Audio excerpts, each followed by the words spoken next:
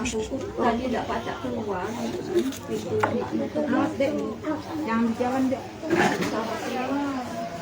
baca jadi berani ke toko yang sebelah minta tolong, ya Allah katanya aku palanya berdarah ketimpul batok. Aku tak tahu kalau ketimpul berdarah, tak tahu yang di rumah itu. Posisi di ruangan mana, Bu? Depan. Oh, ruangan depan. Iya, pas duduk pikirnya kan nunggu terang nak mandi pakai baju basahan. Dan itu ada angin, pintu tak didorong wong kayak itu. Dan itu gempal, brok kayak itu aku tidak tahu entar nimpa apa. Terasanya geletuk nih di sini. Oh, di pala udah. Oh, sakit. Atap di perterbangan tuh dijing anda. Tak tahu pertebangan tuh tak tahu aku. Karena panik ya. Tak nih aku gimana. Aku agak sadar agak tidak.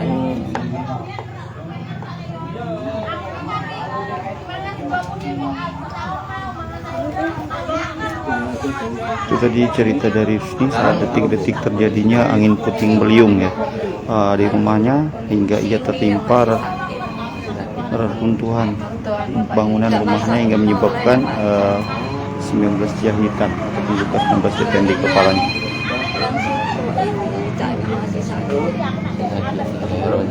Ini masih susah kira-kira gitu. Ini masih susah, Bu? Sakit. Itu lah dijahit.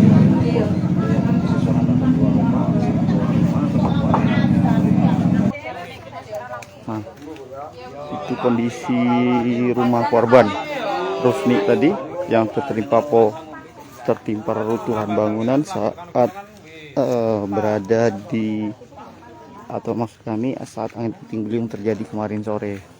Ini penampakan kondisi rumahnya. Tadi ia menceritakan bahwa saat kejadian ia ingin bersiap untuk mandi dan memakai pakaian untuk mandi.